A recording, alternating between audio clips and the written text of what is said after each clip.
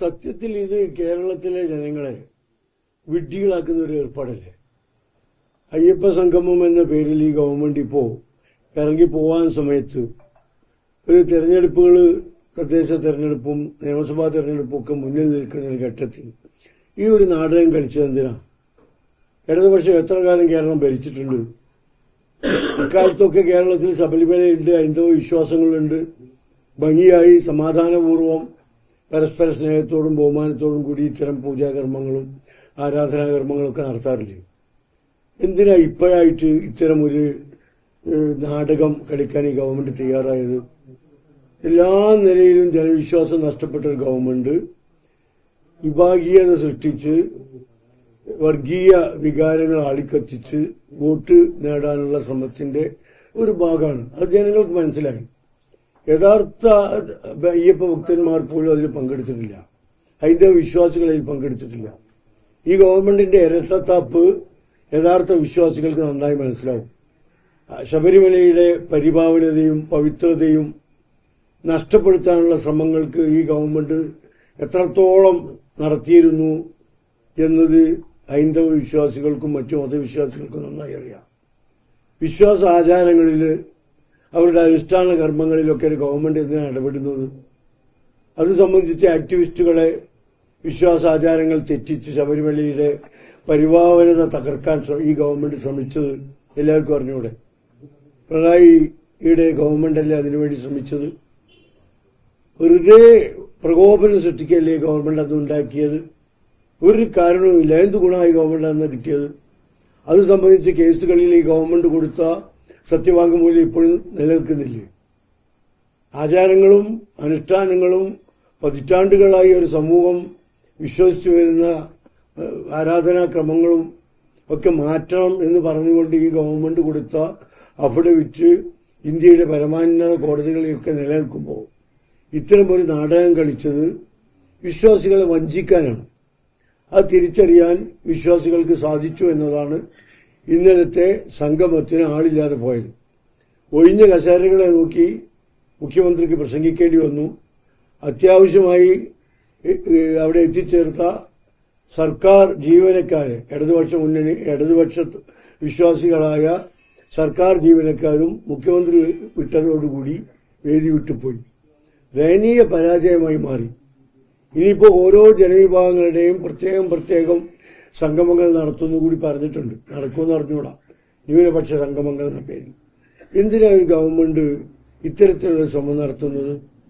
വിവിധ ജനവിഭാഗങ്ങളെ പ്രത്യേകമായി സംഘടിപ്പിച്ച് യോഗങ്ങൾ ചേർത്ത് ഏതെങ്കിലും ഒരു സർക്കാർ ഇത്തരം പ്രവർത്തനങ്ങൾ നടത്തിയിട്ടുണ്ടോ? ഇപ്പോൾ ഗവൺമെന്റ് ജനവിശ്വാസം നഷ്ടപ്പെട്ടത് വീണ്ടെടുക്കാൻ ഓരോ പ്രവർത്തനങ്ങൾ നടത്തി ശ്രമിച്ചു നോക്കുകയാണ്. അതിലൊക്കെ ദയനീയ പരാജയമാവുകയാണ്. പക്ഷെ അതിലൊക്കെയുള്ളത് സർക്കാർ ഖജനാവിൽ നിന്ന് ഭീമമായ തുക, ജനങ്ങൾക്ക് വികസനം കിട്ടേണ്ടത്, ക്ഷേമം കിട്ടേണ്ടുന്ന തുകയാണ് ഇത്തരം കാര്യങ്ങൾക്ക് വേണ്ടി ദൂർത്തടിച്ചു പോകുന്നത്. എന്തിന്റെ പേരിലായിരുന്നാലും സർക്കാരിന്റെ 4ാം വാർഷികം 3ാം വാർഷികം എന്നൊക്കെ പറഞ്ഞ് എത്ര കോടികൾ ദൂർത്തടിച്ചു. പാവപ്പെട്ട സ്കൂൾ കുട്ടികൾക്ക് ഉച്ചഭക്ഷണം കൊടുത്ത പണം വർഷങ്ങളായി കൊടുത്തിട്ടില്ല. ഇത്തരം സാഹചര്യങ്ങൾ നിലനിൽക്കുമ്പോൾ ഇത്തരം ധൂർത്തും ആഡംബരങ്ങളും ഒക്കെ ഒന്ന് ഒഴിവാക്കി ഈ അവസാന ഘട്ടത്തിലെങ്കിലും ജനങ്ങൾക്ക് കാര്യങ്ങൾ കൊടുത്ത് അതിനല്ലേ ഗവൺമെന്റ് ശ്രമിക്കേണ്ടത്? നിഖില മേഖലകളിലും പരാജയപ്പെട്ട ഒരു ഗവൺമെന്റിന്റെ മുങ്ങിത്താവാൻ പോകുന്ന സമയത്തുള്ള പെടച്ചിലാണ് നമ്മൾ ഈ കാണുന്നത്. ഏതൊക്കെ വൈക്കോൽ തുരുമ്പ് പിടിച്ചു നിൽക്കാൻ കഴിയും എന്ന് ശ്രമിക്കുന്ന അതിദയനീയമായ കാഴ്ചയാണ് നമ്മൾ കണ്ടുകൊണ്ടിരിക്കുന്നത്.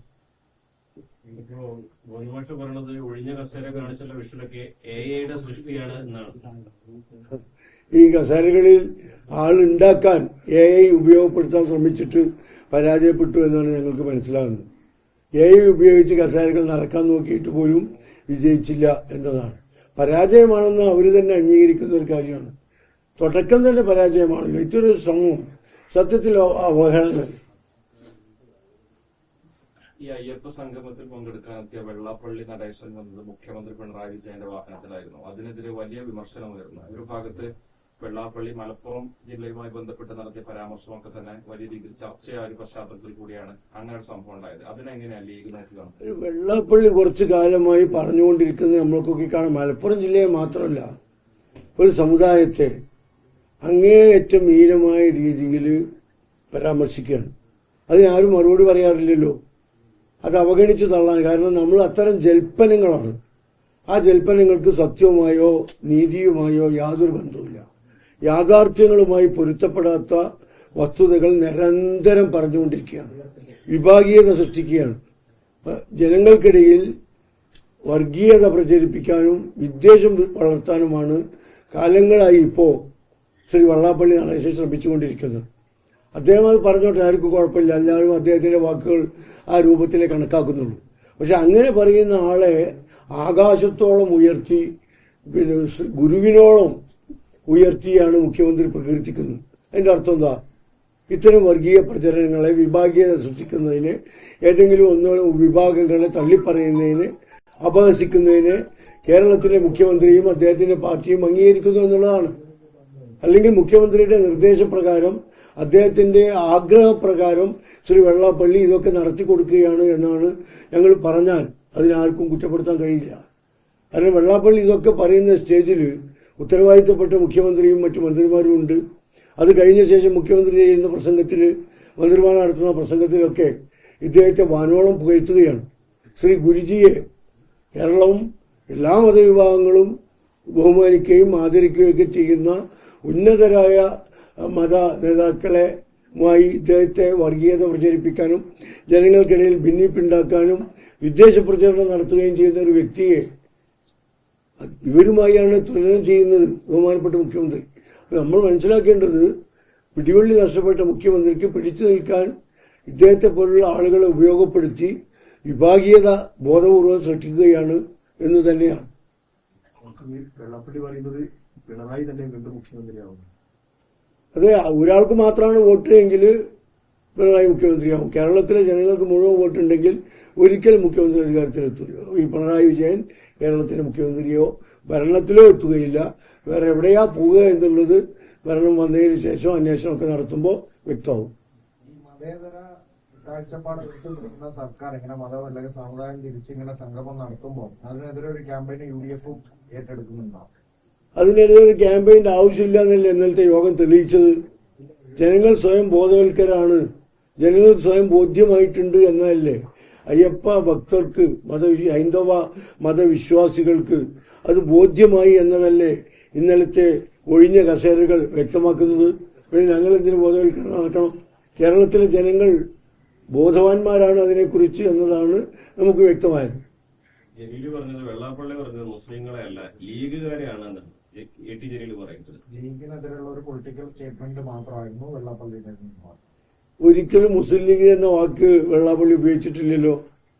ജലീലിൻ്റെത് അതൊരു കോംപ്ലിമെന്റ് ആയിട്ട് ഞങ്ങൾ കണക്കാക്കുന്നത്. കേരളത്തിലെ മുഴുവൻ മുസ്ലിങ്ങളും ലീഗാണ് എന്നതാണ് ശ്രീ ജലീൽ അതുകൊണ്ട് ഉദ്ദേശിക്കുന്നത് എന്നാണ് വ്യക്തമാകുന്നത്.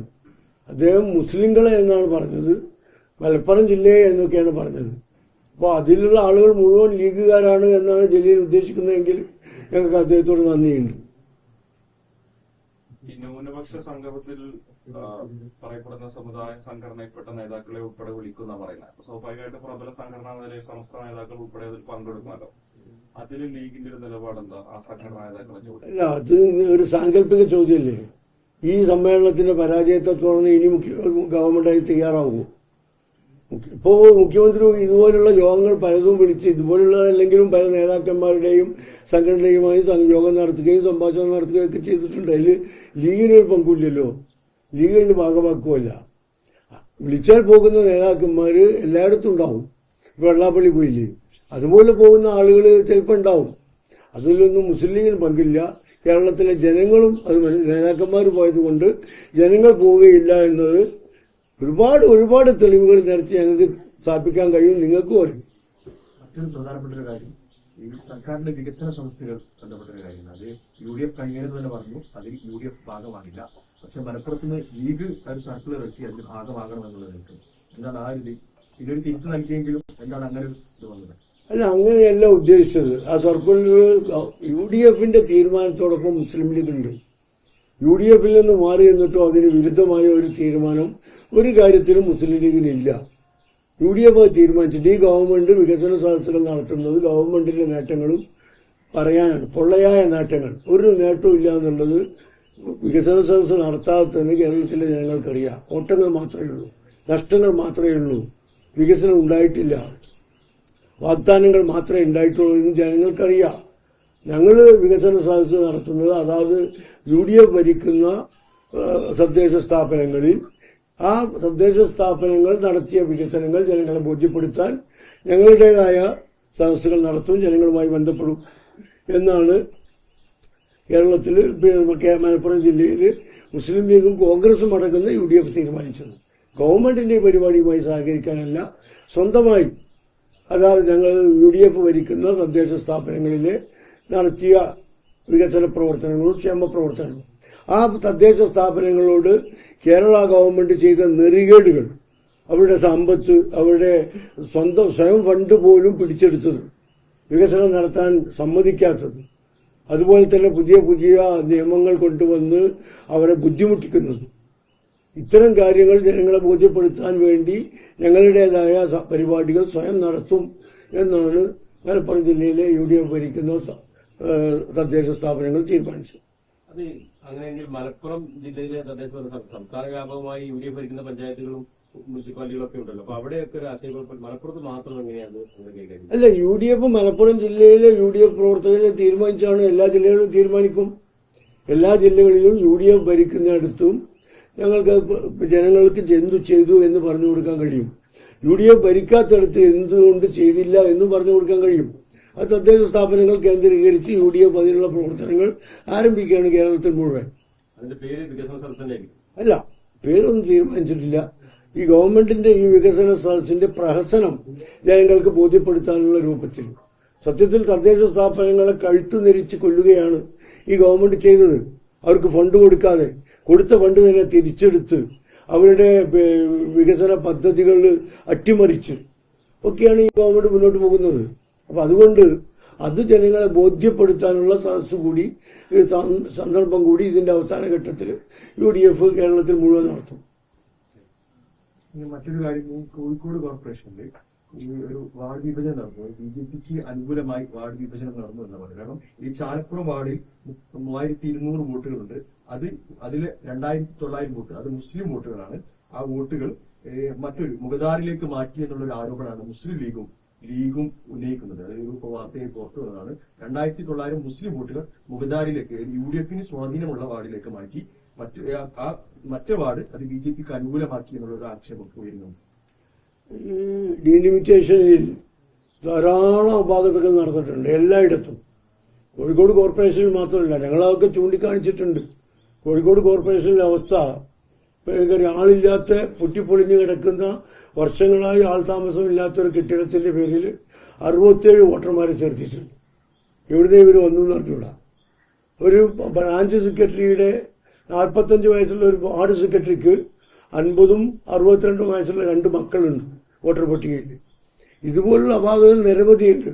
കോഴിക്കോട് കോർപ്പറേഷനിൽ ചാലപ്പുറത്തിലെ വാർഡ്, അതിൽ നിന്ന് UDF വോട്ടുകൾ വെട്ടിമാറ്റി UDF പ്രദേശങ്ങളിലേക്ക് കൊടുത്തിട്ടുണ്ട്. ചില ഡിവിഷനുകളിൽ 1000-ഓളം വോട്ടുകളേ ഉള്ളൂ, ചില ഡിവിഷനിൽ 8000-ഉം 9000-ഉം വോട്ടുകളുണ്ട്. തികഞ്ഞ അപാകതയാണ് ഉണ്ടായിട്ടുള്ളത്. മുസ്ലിം ലീഗ് UDF അതിനെതിരെ കോടതിയെ സമീപിച്ചിട്ടുണ്ട്. കോഴിക്കോട് മാത്രമല്ല, മറ്റ് കേരളത്തിലെ പല പ്രദേശങ്ങളിലും ഇത് സംഭവിച്ചിട്ടുണ്ട്. െതിരെ അതിരൂക്ഷ വിമർശനമായി CPM പല രീതിയിലുള്ള പ്രസംഗവും അതുപോലെ പൊതുയോഗം ഉൾപ്പെടെ നടത്തുന്ന സാഹചര്യം ഉണ്ടായിട്ടുണ്ട്. അദ്ദേഹത്തെ വ്യക്തിപരമായി ആക്രമിക്കുന്നു എന്നുള്ള രീതിയിലേക്കാണ് വന്നത്. കഴിഞ്ഞ ദിവസം ഒരു സ്ത്രീ നേരത്തെ അത്തരം ഒരു ബന്ധങ്ങൾ വരെ ഉണ്ടായിരുന്നു, അല്ലെങ്കിൽ ലഹരി ഉപയോഗിച്ചിരുന്നതാണ് എന്നതൊരു CPM നേതാവിന്റെ പ്രസംഗം നടത്തുന്ന ശ്രദ്ധയിൽപ്പെട്ടിരുന്നു. സത്യത്തിൽ വിനാശകാല വിപരീത ബുദ്ധി എന്ന് പറയുന്ന പോലെയാണ് ഇടതുപക്ഷത്തിന്റെ ഇപ്പോഴത്തെ സ്ഥിതി. എന്താണ് പറയുന്നത്, ആരെക്കുറിച്ചാണ് പറയുന്നത്, എങ്ങനെയാണ് പറയുന്നത് എന്നൊന്നും ഒരു ബോധ്യവുമില്ല. അങ്ങോട്ട് പറയുകയാണ്. അത് സത്യത്തിൽ ഞങ്ങളെ സംബന്ധിച്ചിടത്തോളം, വിശ്വസിക്കുന്ന മനുഷ്യരെ സംബന്ധിച്ചിടത്തോളം, സമാധാനവും ശാന്തിയും ആഗ്രഹിക്കുന്ന മനുഷ്യരെ സംബന്ധിച്ചിടത്തോളം ഈ ഗവൺമെന്റിനെയും ഇടതുപക്ഷ മുന്നണിയെയും ഏറ്റവും മോശമായി മനസ്സിലാക്കാനുള്ള ഒരു അവസരം കൂടി കിട്ടുകയാണ്. ശ്രീ കാക്കനാടന്റെ മുകുന്ദന്റെ അല്ലേ കാക്കനാടന്റെ ഒരു പുസ്തകത്തിലെ ഒരു പേര് പരാമർശിച്ച് അത് ഇദ്ദേഹമാണ് എന്ന് വരുത്തി തീർക്കാൻ, അതും രക്ഷപ്പെടാനുള്ള പ്രയോഗങ്ങളൊക്കെ ഉപയോഗിച്ചിട്ടാണ്. ഞാൻ പറയല്ല, ഈ പുസ്തകത്തിലുള്ളതാണ്, എന്റെ പേരിൽ ഇനി അതിന്റെ പേരിൽ എന്റെ പേരിൽ കുതിര കയറാൻ വരണ്ട എന്നൊക്കെ പറഞ്ഞിട്ട് ഞാനത് ഉദ്ദേശിച്ചിട്ടില്ല എന്ന് പോലും തോന്നുന്ന രൂപത്തിലുള്ള പ്രസംഗങ്ങളൊക്കെ നടത്തി പ്രാദേശികമായി രക്ഷപ്പെട്ടു പോവുകയാണ്. അതുകൊണ്ട് ഞങ്ങൾ ശ്രദ്ധിക്കുന്നില്ല. ഇത്തരം ആളുകളുടെ ഒരു സമൂഹത്തിൽ നിരക്കാത്ത, സമൂഹത്തിന്റെ പൊതു താല്പര്യത്തിനും മര്യാദക്കും നിരക്കാത്ത കാര്യങ്ങളാണ് അവസാന കാലത്ത് ഞാൻ പറഞ്ഞല്ലോ, മുങ്ങിച്ചാവാൻ നിൽക്കുന്ന സമയത്തുള്ള കൈകാലിട്ടടിയാണ്. കത്തിത്തീരുമ്പോ മെഴുകുതിരിക്ക് ഒരു വല്ലാത്ത ആളിക്കത്തിലുണ്ടാവും. അതിന്റെ ഒരു പ്രതിഫലനമാണ് ഇത് എന്നൊക്കെയാണ് ഞങ്ങൾക്ക് മനസ്സിലാകുന്നത്. ഇത്തരം കാര്യങ്ങൾ പറയുന്നത് വളരെ നല്ലതാണ് ഞങ്ങളെ സംബന്ധിച്ചിടത്തോളം. ഇന്നലെ ദാറുൽഹുദയിലെ പൂർവ്വ വിദ്യാർത്ഥികൾ മലപ്പുറത്ത് ഒരു സംഘമൊക്കെ നടത്തിയിട്ടുണ്ടായിരുന്നു ഈ നദവിക്ക് പിന്തുണയായിട്ട്. ഇതിൽ പൊതുവെ രൂപപ്പെട്ട് വന്നിരിക്കുന്ന ഒരു കാര്യം, ഈ നദവിയെ തുടർച്ചയായിട്ട് ഈ സമസ്തയുടെ വിഭാഗം ആക്രമിക്കുമ്പോഴും ലീഗിന്റെ ഭാഗത്തു നിന്ന് കാര്യമായ ഒരു സംരക്ഷണം ലഭിക്കുന്നില്ല എന്നുള്ളൊരു വിമർശനം പൊതുവെ ഉയർന്നു വന്നിട്ടുണ്ടായിരുന്നു. അതിനെങ്ങനെ കാണും? ഞങ്ങളങ്ങനെ ഏതെങ്കിലും വ്യക്തിക്ക് സംരക്ഷണം കൊടുക്കേണ്ട ആവശ്യമുണ്ടോ? കേരളീയ പൊതുസമൂഹം തന്നെ ഇവർക്കൊക്കെ സംരക്ഷണം കൊടുക്കും. ഇത്തരം വൃത്തികെട്ട ഏർപ്പാടുകൾക്കെതിരെ കേരളത്തിന്റെ പൊതു മനസാക്ഷിയുണ്ട്. അതിൽ മുസ്ലിം ലീഗ് എന്തിനാ അതിൽ ഇടപെടേണ്ട ആവശ്യം? അത് പറയുന്നവരെ കുറിച്ചും കേൾക്കുന്നവർക്ക് തന്നെ ഒരു ധാരണയുണ്ട്. ഇപ്പോൾ ഇവിടെ ഞങ്ങളെ തിരുവനങ്ങാടിയിൽ വെച്ചാണ് പറഞ്ഞത്. ആ തിരുവനങ്ങാടിക്കാർ മുഴുവൻ, എല്ലാ പാർട്ടിക്കാരും, ഈ പറയുന്ന ഇടതുപക്ഷത്തിന്റെ ആളുകൾ അടക്കം അതിനെതിരെ ശക്തമായി പ്രതികരിക്കുന്നുണ്ട്. ഞങ്ങളെ സംബന്ധിച്ചിടത്തോളം അത് മതി. സർവകലാശാല വിഷയത്തില് ലീഗ് ഇങ്ങനെ സമരം നടത്തുന്ന ഫിറോസും മറ്റുള്ളവരും അവിടെ ഇവിടെയും പോയി പ്രസംഗിക്കുന്നില്ലാതെ നിയമസഭയിൽ നിന്നുകൊണ്ട് ഉന്നയിക്കുന്നില്ല എന്നുള്ള ചോദ്യമാണ് ജില്ലയില് പ്രതിരോധത്തിനായി ചോദിക്കുന്നത്. മറ്റൊരു ലീഗ് ഇത് ഏറ്റെടുക്കാത്ത ഒരു വിഷയമായിട്ട് കാണുന്നുണ്ടോ? ലീഗല്ല, UDF തന്നെ അത് ഏറ്റെടുക്കുമല്ലോ. അത് ലീഗ് മാത്രം ഏറ്റെടുക്കേണ്ട പ്രശ്നമില്ല. കേരളത്തിലെ പൊതു ഖജനാവിന് കൊള്ളയടിച്ച ഒരു സംഭവമാണ്. അത് മുസ്ലിം യൂത്ത് ലീഗിന്റെ നേതാക്കന്മാർ ശ്രീ ഫിറോസ് അടക്കമുള്ളവർ പുറത്തു പറഞ്ഞു. നേരത്തെ ഞങ്ങൾ നിയമസഭയിൽ ഇത് സംബന്ധിച്ച് UDF അടിയന്തര പ്രമേയം കൊണ്ടുവന്നതല്ലേ പണ്ട്. അദ്ദേഹം മന്ത്രിയായിരിക്കുമ്പോൾ തന്നെ ഈ കാര്യം നടന്ന ഉടനെ തന്നെ അന്നത്തെ തിരൂർ MLA ആയിരുന്ന ശ്രീ മമ്മൂട്ടി അടിയന്തര പ്രമേയം കൊണ്ടുവന്നതല്ലേ നിയമസഭയിൽ. ഒരുപാട് കാലം അത് സംബന്ധിച്ച് പ്രചാരണങ്ങളും പ്രവർത്തനങ്ങളും നടത്തിയതല്ലേ. നടത്തും, അല്ല വേണ്ടതില്ല എന്നല്ല, വേണം എന്ന് മാത്രമല്ല. ഞങ്ങൾ അധികാരത്തിൽ വന്ന അതിനെക്കുറിച്ച് വ്യക്തവും സമഗ്രവുമായ അന്വേഷണം നടത്തി കുറ്റം ചെയ്തിട്ടുണ്ടെങ്കിൽ മതിയായ ശിക്ഷ വാങ്ങിക്കൊടുക്കുക തന്നെ ചെയ്യും. ഖജനാവിന് പണം നഷ്ടപ്പെട്ടിട്ടുണ്ടെങ്കിൽ അത് തിരിച്ചു പിടിക്കുക തന്നെ ചെയ്യും.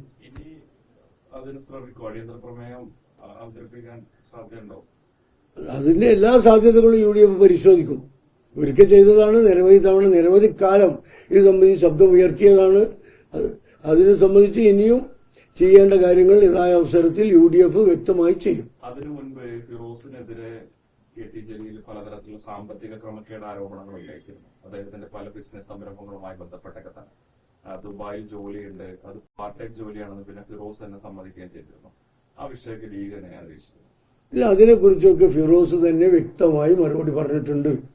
ഏത് തരത്തിലുള്ള ജലീൽ ഭരണകക്ഷിയുടെ ഭാഗമല്ലേ, ഇടതുമുന്നണിയുടെ ഭാഗമല്ലേ, അദ്ദേഹത്തിന്റെ എല്ലാ സ്വാധീനങ്ങളും ഉപയോഗിച്ച് അന്വേഷണം നടത്തിക്കോട്ടെ, ഞാൻ നേരിടാൻ തയ്യാറാണ് എന്ന് ശ്രീ ഫിറോസ് പറഞ്ഞല്ലോ. എന്താ അന്വേഷിക്കാത്തത്? അപ്പോൾ ഇതൊക്കെ വെറുതെ തുറന്ന് പറയാണ്, വിമർശനത്തിന് വേണ്ടി മാത്രം പറയാണ്, ജനങ്ങളെ പറ്റിക്കാൻ വേണ്ടി, വഞ്ചിക്കാൻ വേണ്ടി വൃഥ അധര വ്യായാമം നടത്തുകയാണ് എന്ന് ഉറപ്പല്ലേ? അല്ലെങ്കിൽ അദ്ദേഹത്തിനുള്ള എല്ലാ സ്വാധീനവും ഉപയോഗിക്കണ്ടേ? ഫിറോസ് വെല്ലുവിളിച്ചില്ല, അന്വേഷിക്കട്ടെ, തെളിവ് കൊടുക്കാൻ തയ്യാറാണ്, നേരിടാൻ തയ്യാറാണ് എന്ന് പറഞ്ഞല്ലോ. ലീഗ് പ്രധാനമായിട്ടും വെല്ലുവിളിക്കുന്നത് ഈ കുറഞ്ഞ സമയത്തിനുള്ളിൽ ഫിറോസ് ഇത്രയധികം സമ്പത്ത് എങ്ങനെ സ്വരൂപിച്ചു, ഇല്ലെങ്കിൽ ഇത്രയധികം സമ്പത്ത് എങ്ങനെ ഉണ്ടാക്കി, വിദേശത്തെ സ്ഥാപനങ്ങൾ ഉണ്ടാവുന്നു, നാട്ടിൽ വ്യത്യസ്ത ബിസിനസ് സ്ഥാപനങ്ങൾ ഉണ്ടാവുന്നു, ഇതിനുള്ള ഫണ്ട് എങ്ങനെ കണ്ടെത്തി? അതല്ലേ ഞാൻ പറഞ്ഞു. ഇതൊക്കെ ഇത് വിശദമായി ചോദിക്കേണ്ടതും പറയേണ്ടതും ഇല്ലല്ലോ. ജലീലിന്റെ സ്വാധീനവും ഭരണവും ഒക്കെ ഉപയോഗിച്ച് അന്വേഷണം നടത്തട്ടെ എന്ന് ഫിറോസ് തന്നെ പറഞ്ഞല്ലോ. പിന്നെ അത് നടത്തിയ പോരെ, വേറെന്തിനാ ചോദ്യം ചോദിക്കുന്നത്? ജലീൽ അത്തരം ഒരു ആരോപണം ഉന്നയിച്ചപ്പോഴാണ് ഇത് പൊതുസമൂഹം തന്നെ ഇത്രയധികം സ്ഥാപനങ്ങളും സമ്പത്തും ഒക്കെ ഉണ്ട് തന്നെ അറിയുന്നത്. പാർട്ടി ഈ കാര്യത്തിൽ നേരത്തെ അറിഞ്ഞിട്ടുണ്ടായിരുന്നു, ഇത്തരം കാര്യങ്ങൾക്ക് പരിശോധിച്ചിട്ടുണ്ടായിരുന്നു. ഞാൻ ഇതിനൊക്കെ ഉത്തരം പറഞ്ഞല്ലോ. ജലീൽ പല കാലത്തും പലതും പറഞ്ഞിട്ടുണ്ട്. അതിനൊക്കെ മുസ്ലിം ലീഗ് അന്വേഷിക്കാൻ നടക്കണം. ജലീൽ എന്തൊക്കെ പറഞ്ഞു? ഞങ്ങളെ വയനാട് പദ്ധതിയെ കുറിച്ച് പറഞ്ഞു, ഞങ്ങൾ ഡൽഹി ഓഫീസിനെ കുറിച്ച് പറഞ്ഞു, ഞങ്ങളെ ഫണ്ട് പിരിവുകളെ കുറിച്ച് പറഞ്ഞു. ഇതൊക്കെ എവിടെയെങ്കിലും ജലീൽ തെളിയിച്ചിട്ടുണ്ടോ? അല്ലെങ്കിൽ ജലീലിന്റെ ഗവൺമെന്റ് 10 കൊല്ലം അധികാരത്തിൽ ഇരുന്നിട്ട് ഏതെങ്കിലും ഒന്നിനെ കുറിച്ച് അന്വേഷിച്ച് ശരിയാണ് എന്ന് ഗവൺമെന്റിന്റെ ഏജൻസികൾ അന്വേഷണ ഉദ്യോഗസ്ഥന്മാരെ വെച്ചിട്ട് ജലീലിന് തെളിയിക്കാൻ സാധിച്ചിട്ടുണ്ടോ? ഓരോ ഘട്ടത്തിലും സമൂഹത്തിൽ നിന്നും ഒറ്റപ്പെട്ട് ഒരു പാർട്ടും ഇല്ലാതെ സമൂഹത്തിൽ നിന്ന് മാറി നിൽക്കുന്ന സമയത്ത് ഞാൻ ജീവിച്ചിരിക്കുന്നുണ്ട് എന്ന് ഇടതുമുന്നണിയെ അറിയിക്കാനുള്ള ചില ശ്രമങ്ങൾ അദ്ദേഹം നടത്തുന്നുണ്ട്. പ്രത്യേകിച്ച് തെരഞ്ഞെടുപ്പ് അടുത്ത ഘട്ടത്തിൽ ഞാനിവിടെ ഉണ്ട് എന്ന് ബോധ്യപ്പെടുത്തുകയാണ്. പാർലമെന്റ് തെരഞ്ഞെടുപ്പിൽ സീറ്റിന് ശ്രമിച്ചിട്ട് കിട്ടിയില്ല, രാജ്യസഭ നോക്കിയിട്ട് കിട്ടിയില്ല. ഇനിയിപ്പോൾ വരുന്ന നിയമസഭാ തെരഞ്ഞെടുപ്പിൽ വരുന്നതിന് മുമ്പ് ഞാനിവിടെ ജീവിച്ചിരിക്കുന്നുണ്ട് എന്ന് സ്വന്തത്തിലുള്ള ആളുകളെ ബോധ്യപ്പെടുത്തണം. അതിന് മുസ്ലിം ലീഗിന്റെ നേരെ കുതിര കയറാൻ അദ്ദേഹത്തിന് കാലാകാലങ്ങളിൽ പ്രത്യേക താല്പര്യമുണ്ട്. അതിന് പ്രത്യേകിച്ചൊന്നുമില്ല.